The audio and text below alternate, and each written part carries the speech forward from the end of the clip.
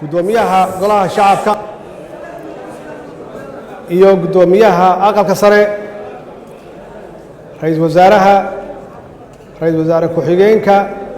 iyo guud ahaan golaha xukuumadda madaxweynayaasha dowlad goboleedyada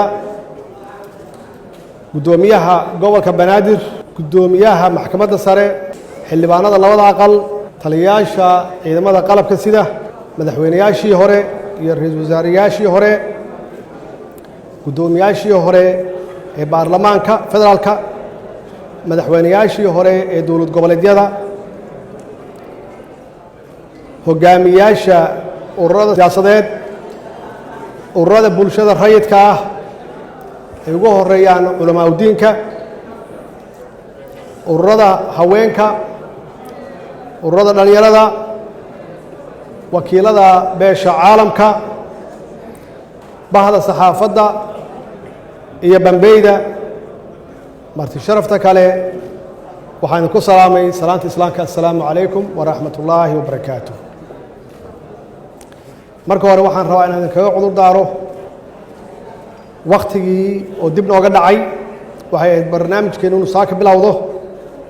waxaanan idinka mahad celinayaa dulqaadkiina ilaah baa mahad iska leh oo mar walba noo suurtogeliya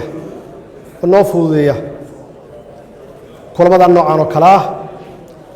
khaasatan kulankan maantaan isugu nimid oo ah gabagabada wadatashigai qaranka uu hoggaaminayey ra'iisul wasaaraha qayb ka ahaayeen dowlad goboleedyada madaxweynayaashooda iyo gobolka banaadir sharaf bay tahay inaan idinkala soo qayb galo kulligiin aad ka soo qayb gashaan xafladdan aan ku soo gabagabaynayn aan ku soo xirayno wadatashigai guud oo aan ku gaaraynay heshiis siyaasadeed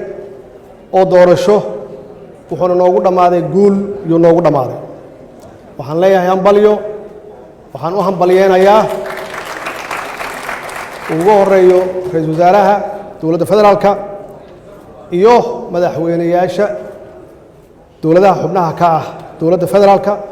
iyo gobolka banaadir waxaan leeyahay hambalyo mar kale waxaad mudan tihiin bogaadin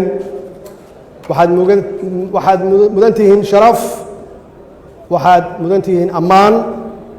shaqadii adkayd oo aad qabateen oon ognahay oo muddada dheer soo jiitamaysay doodii adkayd aad soo gasheen afartii beri aan soo dhaafnay oo ay maanta ugu dambaysay dulqaadkiinnii faraha badnaa iyo dadaalkiinnii ay ugu dambaysay tanaasul inaad la timaadaan oo isu tanaasushaan si dalka uu u aado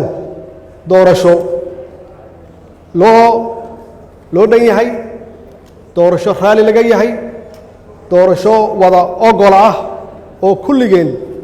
aan wada qaadannay oo aan wada aqbalnay waxa weeye guul yahayd guul noo soo hoyatay annaga keliya ma aha waa guul soo hoyatay ummadda soomaaliyeed meel kasta ay joogaan rajadoodii iyo hamigoodii kor u qaaday maxaa yeelay waa inaan fahamnaa dadka soomaaliyeed waxay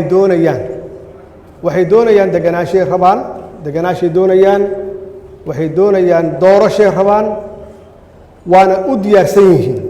marka runtii waa idinkaga mahad celinayaa juhdiga aad geliseen maanta ummadda soomaaliyed inaad ka farxisaan aad iyo aad baan runtii idinkaga mahad celinaya waxaan rabaa inaan mahad gaar ah aan u celiyo ra'iisul wasaaraha dowladda federaalka hoggaankiisa uu ku hoggaamiyey sida uu u casumay dowladaha xubnaha ka ah dadaalkiisii faraha badnaa uu dhabar adeegay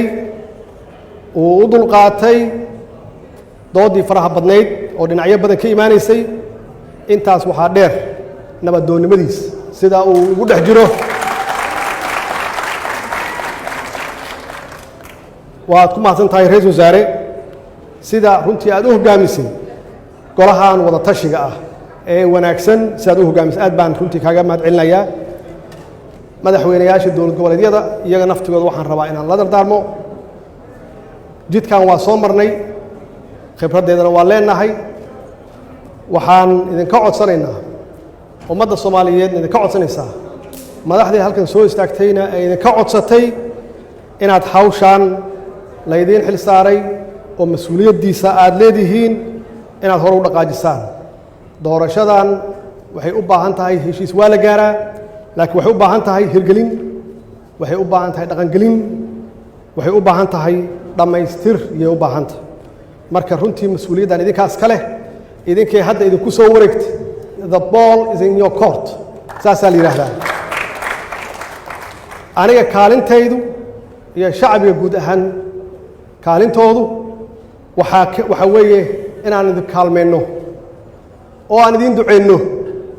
oo aan idin kuu tufno oo aan idin barakayno waan idin barakeenno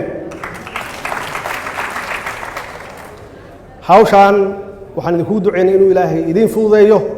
hawl sahlan ma aha dhamaystirkeeda waa naqaanaa ilaahay inuu idin fududeeyo oo doorashadan inoogu dhammaato doorasho nabada doorasho hufan doorasho xalaala murashax kasta qof kasta oo muwaadin ah oo doonaya inuu dalkiisa u adeego oo public service uu qabto inuu xuquuqdiisa uusan idinka waayin aad cadaalad u samaysaan waxaan rabaa hoos inaan ka xariiqo koontada ama qaybta dumarka yaan rabaa hoos inaan ka xariiqo dumarku waa lafdhabarka bulshadeenna weeye waa hooyooyinkeen waa xaasaskeenna weeye waa gabdhaheenna waxaa loo baahan yahay inaad xuquuqdooda xaqiijisaan oo kootada la sheegayo oo ah 30% inaad muujisaan markaan inaan 40 gaarsiin karno hadduu eeba yiraahdo cafiska walaalkay uu soo jeediyey madaxweynihii hore oo aan saaxiib ka nahay Sheekh Shariif waa wada qaadanay Soomaaliya anna waa idin cafiyey cafigiina waa qaatay waana runtii wax loo baahan yahay inaan ka gudubno siduu sheegay waa dhab waxa weeye waa siyaasad waxaan ma aha qof nacbaysi ma aha suu sheegay weeye marka cafiskaas ilaahay hanoo qaado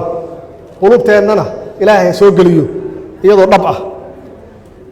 waxa weeye waxa ballan noo ah inaan diyaar u nahay ama aan u diyaar garownay doorashada